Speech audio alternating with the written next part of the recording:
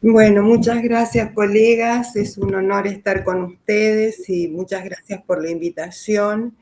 Y bueno, voy a tratar en estas dos clases que yo les voy a dar, de darle un pantallazo, una introducción a las enfermedades más importantes en neuroinmunología.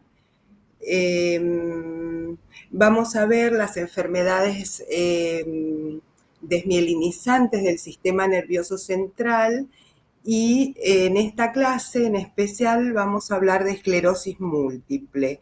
Y en la clase que viene vamos a ver las otras dos enfermedades nuevas, como son las enfermedades del espectro de la neuromielitis óptica y la enfermedad asociada al anticuerpo anti-MOG, que son entidades nuevas y muy importantes a tener en cuenta para hacer el diagnóstico diferencial con la esclerosis múltiple. Bueno, la esclerosis múltiple, fíjense que en el 2009 tenemos un estudio que nos habla de una prevalencia en la Argentina, especialmente en Buenos Aires, donde se estudió la población, entre 14 y 20 pacientes cada 100.000 habitantes. Este estudio se replicó en otras provincias de la Argentina, pero actualmente este número ha aumentado muchísimo y va a seguir aumentando. Tal vez por la etiología de esta enfermedad, que si bien no la conocemos, está muy relacionada a las infecciones virales. Bueno, la esclerosis múltiple es una enfermedad neuroinflamatoria, autoinmune, que produce desmielinización en el sistema nervioso central. Las lesiones se caracterizan porque alrededor de los vasos sanguíneos hay infiltración de células inmunes como monocitos y linfocitos, y esta inflamación produce unas zonas endurecidas, las zonas que son patológicas, y de ahí resultó el término de esclerosis en placas. Afecta principalmente el cerebro y la médula espinal. Mayoritariamente se diagnostica en pacientes entre 15 y 45 años, con un pico de incidencia en los 40 años, pero también se hace el diagnóstico en niños y en adultos mayores. Por ser una enfermedad autoinmune, las mujeres se ven más afectadas que los hombres en una relación 2:1, pero los hombres manifiestan los primeros síntomas de la enfermedad a mayor edad y son más propensos a desarrollar formas progresivas de la enfermedad. En esta enfermedad influyen factores genéticos y ambientales que rompen el equilibrio entre una respuesta inmune beneficiosa y los mecanismos de inhibición o tolerancia se rompen, de manera que el equilibrio va hacia un lado o hacia el otro, como en toda enfermedad autoinmune. La etiología no se conoce, existe una predisposición genética y hay antígenos sospechosos, tales como virus, que son reconocidos como extraños, de manera que este mecanismo de mímica molecular se repite en esta enfermedad autoinmune. Y lo que se produce es que esos antígenos de virus o antígenos desconocidos alteran el equilibrio del sistema inmune, de manera que el antígenos de la mielina son reconocidos como extraños y la mielina es atacada sufriendo desmielinización, hay una disminución de los impulsos eléctricos y por último, cuando la inflamación es muy intensa, incluso se lesionan los nervios. Hay varios tipos clínicos de esclerosis múltiple, la que cursa con recaídas y remisiones, la esclerosis múltiple progresiva, que es bastante agresiva, la esclerosis múltiple progresiva secundaria, que empieza como recaídas, remisiones, pero después se hace progresiva, sumando mucha discapacidad, y la progresiva con recaídas y remisiones. Los síntomas de la esclerosis múltiple dependen de cada paciente y pueden ser síntomas simples o múltiples con una intensidad moderada a severa, de una corta duración o de larga duración entre recaídas y remisiones, y los síntomas que presenta cada paciente son variables, no hay ningún paciente igual, y la evolución en el tiempo también difiere entre los pacientes. De manera que hay síntomas primarios como daño visual, temblor, rigidez, ataxia, parestesias, debilidad, dificultad para movilizarse, dificultad para hablar, disfunción intestinal y urinaria, cambios cognitivos y psicológicos, y todo esto lleva a presentaciones clínicas secundarias con infecciones, sobre todo urinarias y respiratorias. Muy importante es la depresión, y el paciente termina con muchos problemas financieros, personales, sociales y emocionales, debido a que no puede hacer su vida habitual, no puede trabajar adecuadamente, y así va evolucionando a medida que va sumando discapacidades. El diagnóstico es complicado, ya que hay un amplio rango de síntomas sutiles que se confunden con otras enfermedades, y a veces el diagnóstico se puede demorar meses o años desde que el paciente presenta sus primeros síntomas. Cuando recurren al neurólogo, realiza una historia clínica detallada y exámenes físicos y neurológicos como resonancia, estudios electrofisiológicos, potenciales evocados y el examen de líquido cefalorraquídeo, que es lo que hacemos los bioquímicos. Hay varios biomarcadores en esclerosis múltiple, se han investigado un gran número de moléculas cumpliendo las distintas fases que debe pasar un biomarcador para considerarlo que marque una enfermedad. Pero al ser esto una enfermedad tan desafiante que se mimetiza con otras enfermedades, hay una heterogeneidad en los pacientes. Son muy pocos los marcadores que son gold standard. Tenemos marcadores de esclerosis múltiple de diagnóstico, de monitoreo y de pronóstico. Los biomarcadores de diagnóstico en esclerosis múltiple forman un perfil, siendo el gold estándar las bandas oligoclonales y contribuyendo a esto el índice de albúmina, el índice de IgG y el índice de cadenas livianas libres. Vamos a desarrollarlos porque esto es lo que hacemos en el laboratorio.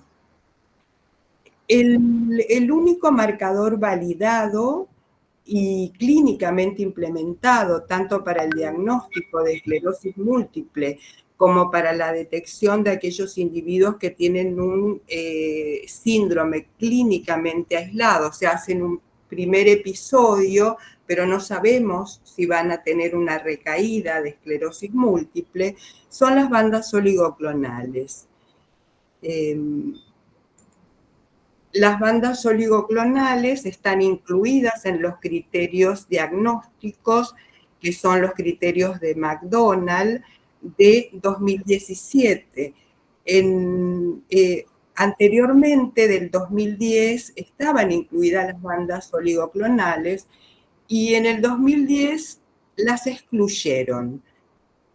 Al excluir las bandas oligoclonales, hubieron varios años donde se retardó el diagnóstico de los pacientes, se perdió el diagnóstico, de manera que en la revisión que hicieron los expertos en el 2017, volvieron a incorporar las bandas oligoclonales en los criterios diagnósticos e incluso a partir del 2017 el impacto de este marcador diagnóstico aumentó, ya que puede sustituir al cumplimiento del requisito de diseminación de la enfermedad en el tiempo, que nos acorta el tiempo de diagnóstico, ya que no tenemos que esperar que el paciente tenga una recaída para hacer el diagnóstico. Si ante el primer síntoma o síntomas no muy marcados, que no hayan sumado mucha discapacidad, se hace el estudio de bandas oligoclonales, podemos tener el diagnóstico evitando próximas recaídas, ¿sí? Si se empieza el tratamiento. Entonces, es muy importante realizar el diagnóstico precoz, ya que el diagnóstico, la edad de diagnóstico del paciente se acorta importantemente. Criterios de McDonald de 2017, que son los últimos que usamos para realizar el diagnóstico de esclerosis múltiple, son muy importantes ya que simplificaron los criterios, facilitaron el diagnóstico temprano y promueven la aplicación adecuada para reducir la frecuencia de diagnósticos erróneos. Y para realizar en el laboratorio un buen diagnóstico de bandas oligoclonales, tenemos que conocer el líquido cefalorraquídeo. Existen recomendaciones internacionales para el estudio de las proteínas del líquido cefalorraquídeo y sabemos que el 80% de las proteínas del líquido cefalorraquídeo provienen del plasma. Ya sabemos que por mecanismo de difusión pasivo o transporte activo, estas proteínas pasan del plasma al líquido cefalorraquídeo. Pero hay un 20% de proteínas que se encuentran en el líquido cefalorraquídeo que se sintetizan intratecalmente. Y siempre tenemos que recordar la diferencia de concentración de proteínas del suero al líquido cefalorraquídeo, que es 1 en 350. ¿Sí? O sea que en el suero tenemos 350 veces más proteínas que en el líquido cefalorraquídeo. Entonces, para realizar el estudio de bandas oligoclonales, fundamental es conocer la concentración de IgG en el líquido cefalorraquídeo y en el suero. Para eso debemos medirla con un método nefelométrico o turbidimétrico que me permita conocer la concentración. Y debemos llevar la concentración del líquido y del suero a 20 miligramos por litro. O sea que tenemos que diluir adecuadamente las muestras para después poder hacer la comparación con igual concentración de IgG. Esto es muy importante. El isoelectroenfoque, que es el gold estándar para la detección de bandas oligoclonales, se realiza en gel de agarosa para poder realizar la separación de las inmunoglobulinas.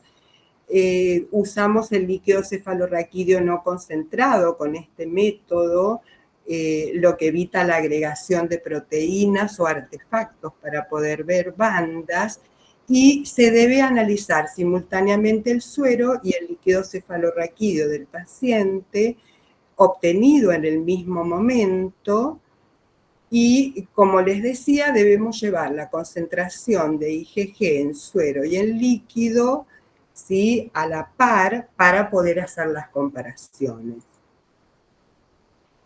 Esta técnica, que es el método de elección, es una técnica de equilibrio, o sea que los resultados no van a depender de cómo se aplica la muestra o del tiempo de corrida, sino que lo que estamos midiendo es un parámetro intrínseco de las proteínas, que es su punto isoeléctrico.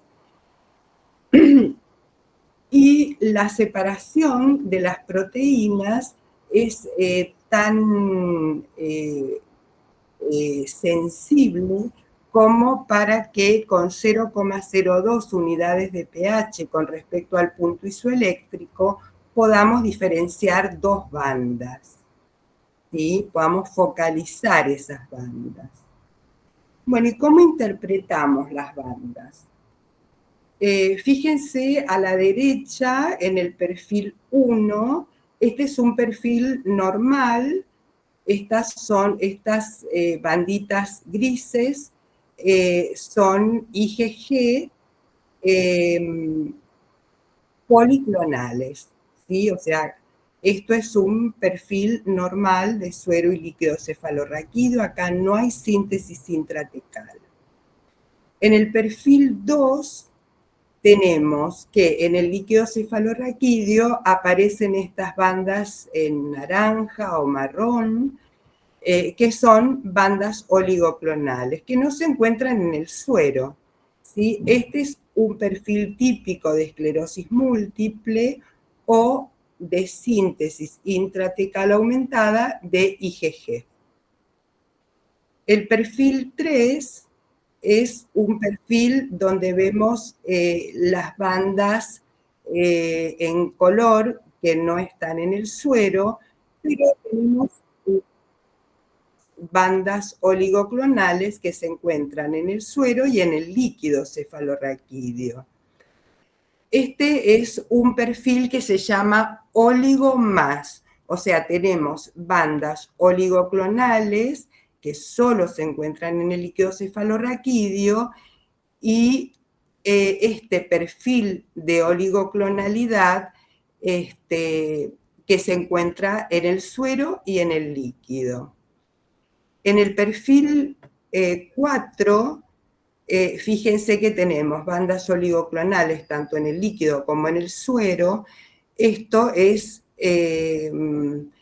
un perfil que se llama en espejo, ¿sí? Las mismas bandas que se encuentran en el líquido están en el suero, ¿sí? Y esto se ve en pacientes que tienen enfermedades sistémicas, con una restricción hacia determinados antígenos que pasan al líquido cefalorraquídeo. Y el perfil 5, que es un perfil monoclonal, donde esta banda monoclonal que se ve como distintas bandas porque es un isoelectroenfoque, han pasado al líquido cefalorraquídeo y en este caso tenemos que aconsejar hacer una inmunofijación en suero porque seguramente se trata de una gamopatía monoclonal.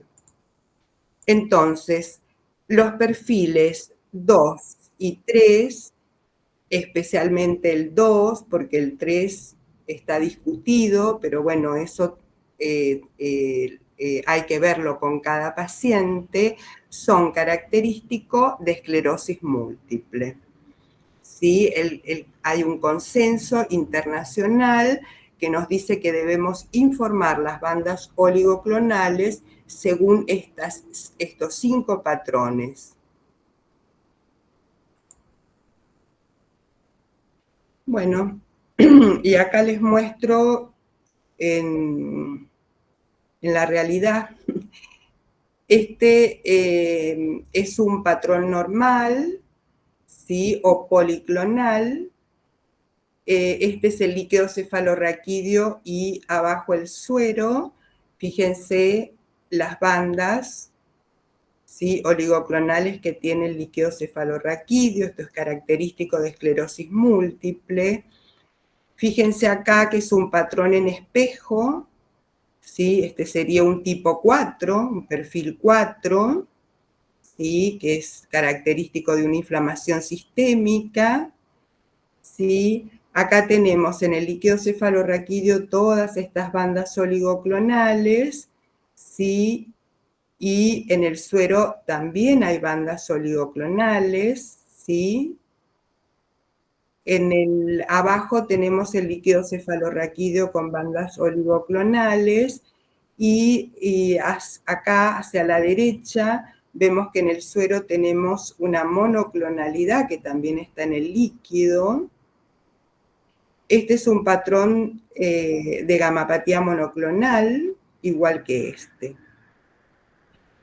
El leer el patrón de bandas oligoclonales, como es una imagen cualitativa que depende de la experiencia del profesional, es difícil, porque cada paciente tiene una marca de bandas. Leer este patrón no es difícil, pero cuando tenemos que interpretar 3 o 4 bandas, a veces es difícil poder llegar a verlas. ¿Sí? Eso, la experiencia les va a brindar. ¿Sí? Por ejemplo, acá, que son banditas más sutiles, fíjense acá, esto no hay duda, pero acá tenemos dudas. ¿Sí? Bueno, este método de isoelectroenfoque tiene una especificidad de alrededor de 86%, con una sensibilidad de alrededor de 97-98%, pero a pesar de la alta especificidad y sensibilidad, esto no es patognomónico de esclerosis múltiple, ya que podemos encontrar bandas oligoclonales en otras enfermedades, pero apoya fuertemente el diagnóstico de esclerosis múltiple cuando se han descartado otras causas de inflamación del sistema nervioso central. Entonces, ¿qué podemos resumir del isoelectroenfoque?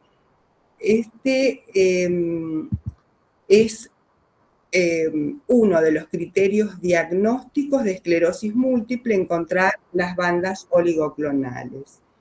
Es el único método informativo cualitativo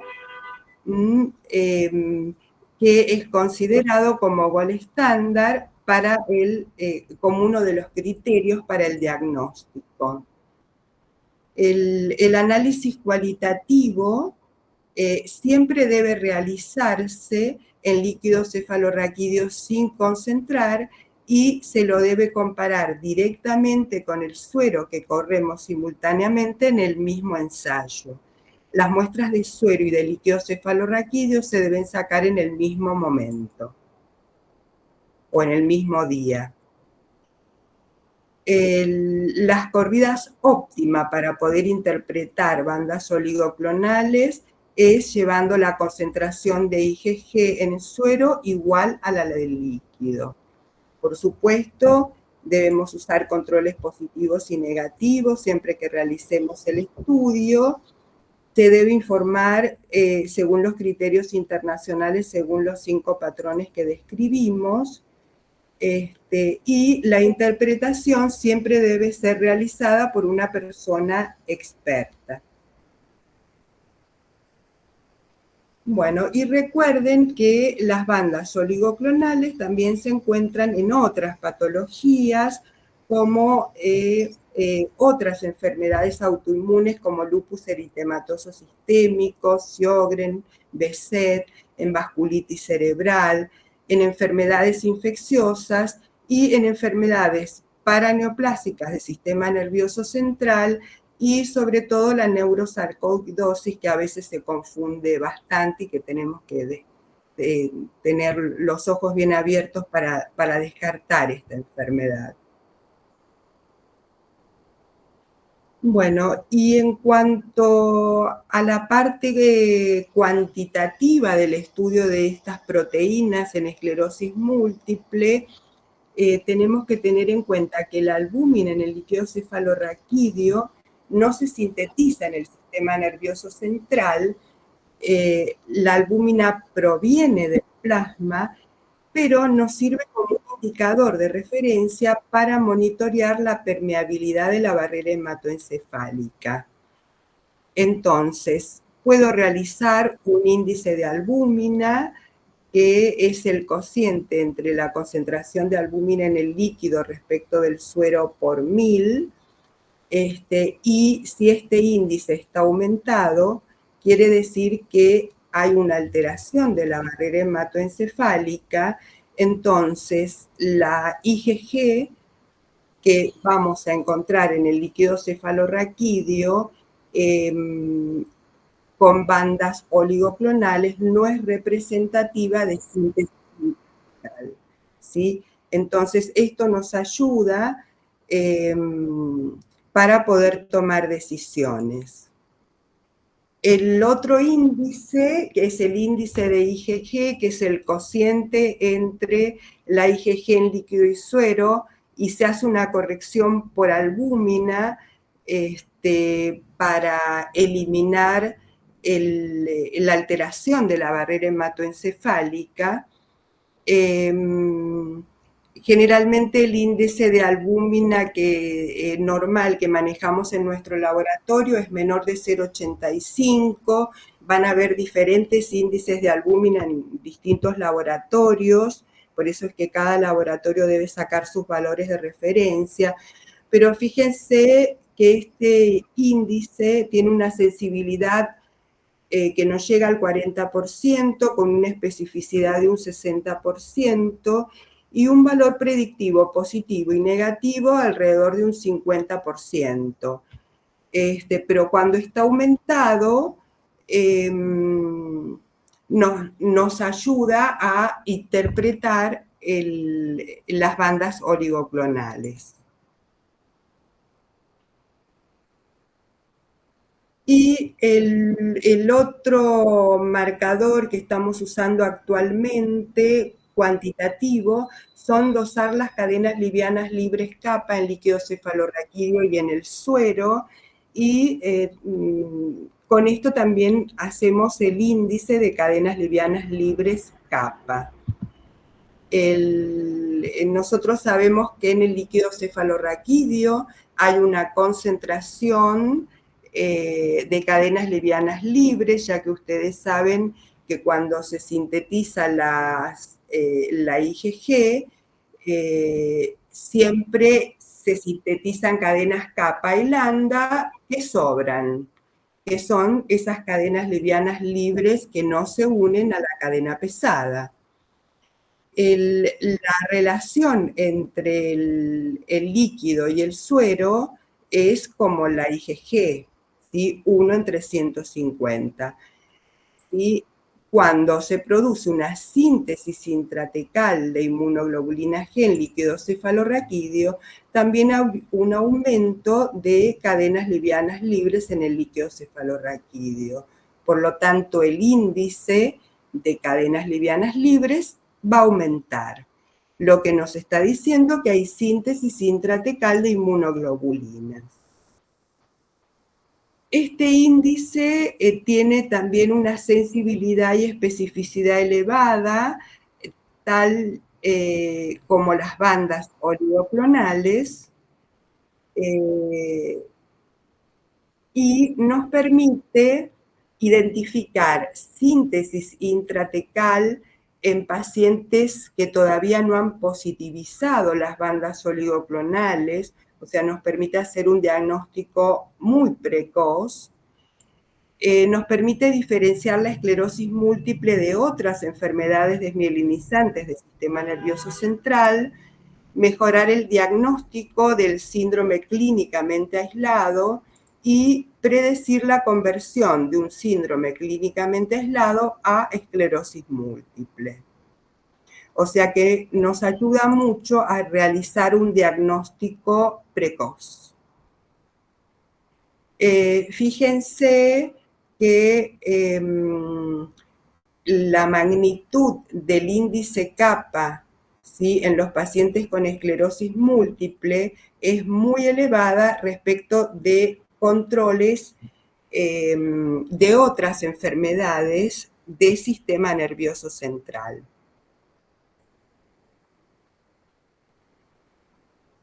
Esto quiero mostrarle nuestros datos. Nosotros, para poder implementar este marcador, hicimos un valor de corte para el índice de cadenas livianas libres kappa y estudiamos un grupo de pacientes con bandas oligoclonales de tipo 2 y un grupo control de pacientes con otras enfermedades neurológicas como espectro NMO, otros trastornos del sistema nervioso central inmunomediados y síndromes neurológicos paraneoplásicos. Y obtuvimos en los pacientes que tenían bandas oligoclonales de tipo 2 un índice de cadenas livianas libres kappa de 85, ¿sí?, con un intervalo de confianza de 30 a 305, que es lo que veíamos en los gráficos de los papers publicados. Y fíjense la diferencia que hay entre el control de otras enfermedades inmunológicas. La diferencia, ¿sí?, es altamente significativa entre el grupo de pacientes con bandas oligoclonales y el grupo que no tenía bandas oligoclonales. Obtuvimos una especificidad de 83% con una sensibilidad del 92%. Menor que las bandas oligoclonales que analizamos en este estudio, pero no es despreciable este valor. Y el valor de corte fue 15. O sea, todos los pacientes con bandas oligoclonales de tipo 2 con diagnóstico de esclerosis múltiple tuvieron índice de cadenas livianas libres mayor de 15. Y los controles de enfermedad estuvieron entre el valor normal de cadenas livianas libres y 15, ¿sí? O sea que es un valor muy superior, a pesar de que es el umbral. los pacientes con esclerosis múltiple en general tienen esta media, 85 o mucho mayor, índices de 200, de 300, donde no hay duda, cuando hacemos las bandas oligoclonales tienen múltiples. Y este es un método cuantitativo que lo podemos hacer en el día, que no requiere de la interpretación visual, como las bandas oligoclonales, y que nos permite, en los casos en que el índice nos dé normal, ahorrar en realizar bandas oligoclonales. ¿Sí? Cuando el índice de cadenas livianas libres kappa es normal, las bandas oligoclonales no aparecen. ¿Sí? Pero bueno, para que sea considerado como un marcador dentro de los criterios, bueno, habrá que hacer otra reunión de expertos. Este es un trabajo del año pasado de la Clínica Mayo, donde ellos directamente usan la concentración de cadenas livianas libres kappa en líquido cefalorraquídeo, no miden otra cosa, no hacen el índice de cadenas livianas libres kappa y lo utilizan como una alternativa a las bandas oligoclonales. Bueno, esto habría que, ellos, si bien estudiaron muchos pacientes, el estudio este fue retrospectivo y bueno, yo creo que en cualquier momento va a salir un estudio prospectivo que ayude a que este índice pueda ser incorporado a los criterios.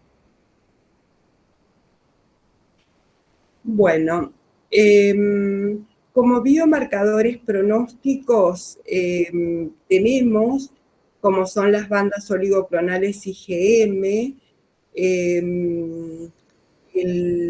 los pacientes que tienen bandas oligoclonales IgM tienen una mayor tasa de recaídas con una progresión de la discapacidad muy rápido. La desventaja que tiene es que este es un método totalmente preparatorio, no tenemos un kit comercial que nos ayude a estandarizar el método, y nos resulta bastante caro llevarlo a cabo.